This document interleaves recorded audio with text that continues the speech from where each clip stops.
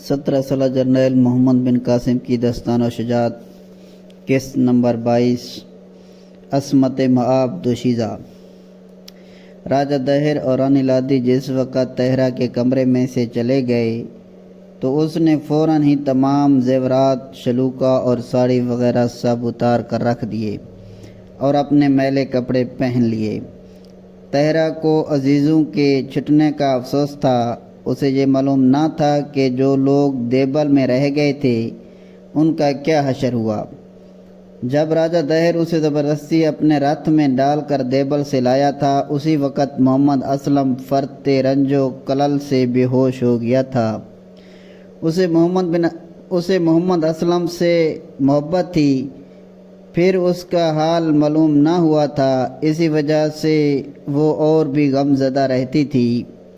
جہاں ابھی تک اسے کوئی تکلیف نہ پہنچی تھی، نہایت آرام سے رہتی تھی۔ جو آسائش اور سامان رانیوں کے لیے تھا وہی اس کے لیے بھی تھا، مگر وہ مسلم دوشیزہ تھی۔ اس نے ان لوگوں میں پرورش پائی تھی جو نہایت سادہ طریقے پر رہتے تھے، معمولی کپڑے پہنتے تھے اور بہت کم زیورات استعمال کرتے تھے۔ طہرا کو شروع ہی سے نہ کپڑوں کا شوق تھا نہ زیورات کا۔ وہ بچپن ہی سے ان چیزوں کی طرف راغب نہ تھی۔ معمولی قسم کے کپڑے اور معمولی زیورات پہنتی تھی، اور چونکہ خدا نے اسے حسن کی دولت سے مالا مال کر رکھا تھا، اسی وجہ سے وہ ہر حالت میں حسین و جمیل معلوم ہوتی تھی۔ جو عورتیں یا لڑکیاں اچھے کپڑے، اچھے زیورات اور اچھے کھانوں کی خواہش مند ہوتی ہیں، ان کو اطمینان قلب نصیب نہیں ہوتا۔ ان کی نیتیں بھٹکی رہتی ہیں اور بدنیتی کی وجہ سے ایمان میں خلل آ جاتا ہے۔ عورتوں کا بہترین زیور ان کی عصمت و عفت اور نیکی، پرہیزگاری نیز عبادت گزاری ہے۔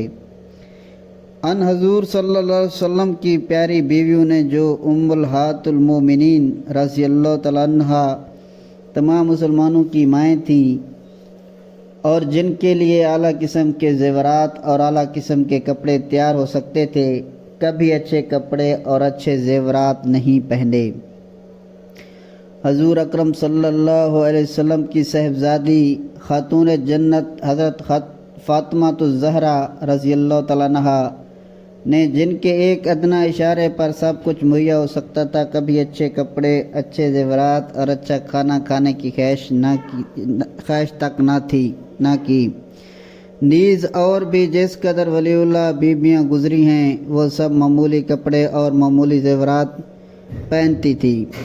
جب ایسی خواتین نہایت سادے طریقے سے رہتی تھی تو کون مسلم خاتون اور لڑکی ہے جو سادہ رہنا پسند نہ کرے گی؟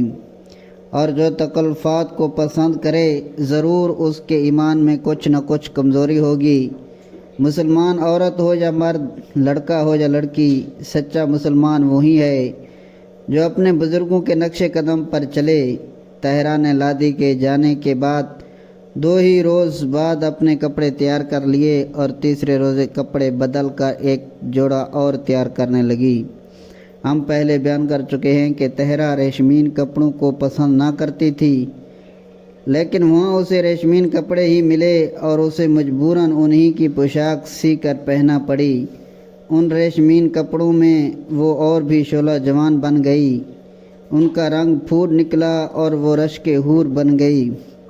اگرچہ وہ بلا روک ٹوک نماز پڑھتی تھی، مگر اسے یہ افسوس تھا کہ کفرستان میں آ گئی تھی۔ صبح آفتاب طلوع ہونے کے وقت اور رات کو آفتاب غروب ہونے کے بعد کچھ دیر بعد سارے محل میں جانچ، ناقوس اور گھنٹے بجنے لگتے تھے۔ ہم پہلے بیان کر آئے ہیں کہ محل کے چاروں طرف ہر رانی کا مندر جدا جدا بنا ہوا تھا۔ ہر مندر میں دونوں وقت ناقوس اور گھنٹے بجنے لگتے تھے۔ یہ آوازیں طہرا کو ناگوار گزرتی تھیں، لیکن وہ کچھ نہ کر سکتی تھی۔ 2-3 روز گزرنے کے بعد اس نے ایک جوڑا اور تیار کر لیا۔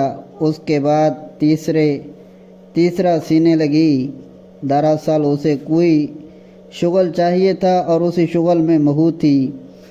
دن بھر اپنے کمرے میں بیٹھتی، سیتی رہتی اور عشاء کی نماز پڑھ کر سو جاتی۔